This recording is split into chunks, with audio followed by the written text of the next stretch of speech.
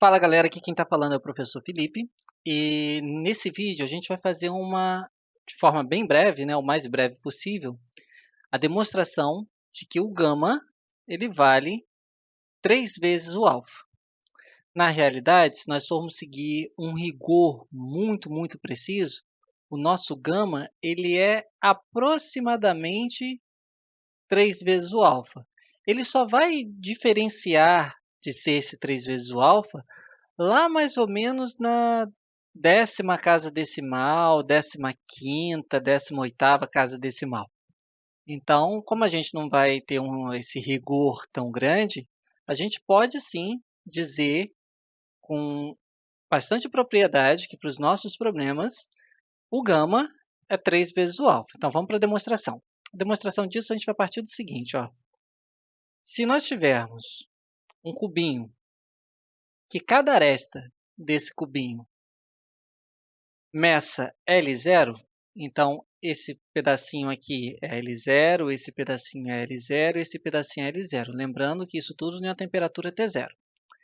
Se eu quiser calcular esse volume nada mais é do que L0 elevado ao cubo. E essa informação eu vou guardar. Agora vamos imaginar que esse cubinho ele sofreu um aquecimento.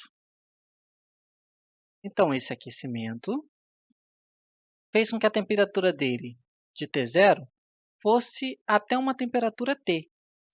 E ao chegar nessa temperatura T, todas as 3 dimensões desse cubo aumentaram.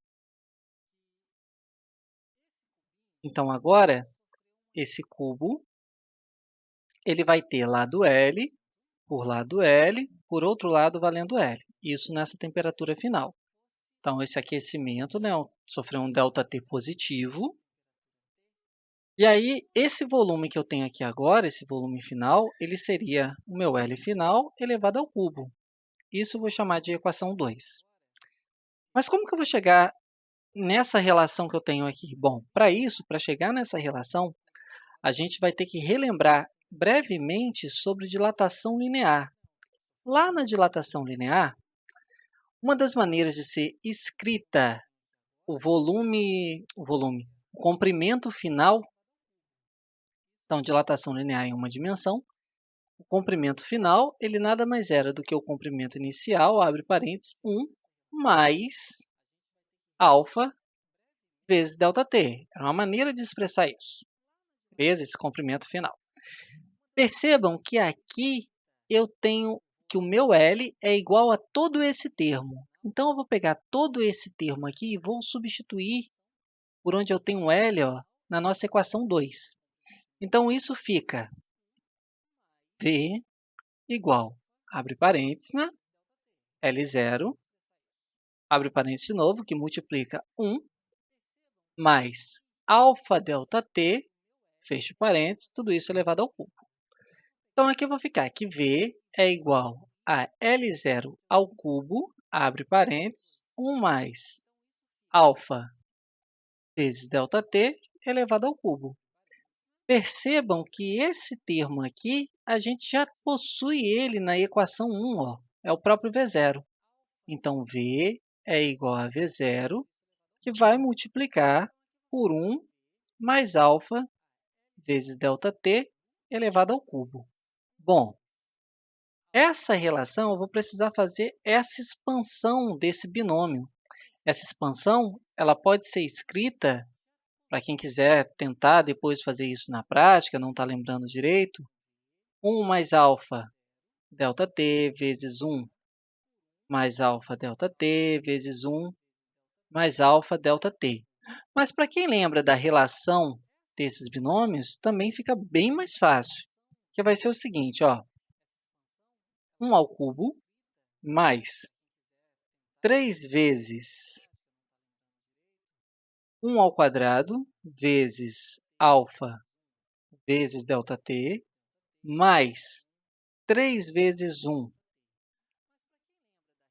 alfa vezes ΔT elevado ao quadrado, isso aqui é um outro número, mais alfa ΔT elevado ao cubo. E aí vamos passar para uma percepção mais física dessa situação. Bom, se vocês lembrarem, o nosso alfa ele é um valor numérico, geralmente, multiplicado por uma potência de 10 a menos 6, ou esse mesmo valor multiplicado por uma potência de 10 a menos 5. Esse valor já é um valor bem pequenininho. Então, isso daqui já é um número muito pequeno. Se isso já é um número muito pequeno, se eu tiver um alfa ao quadrado, ele vai ser um valor vezes 10 a menos 12, ou um valor vezes 10 a menos 10. É menor ainda do que o de cima.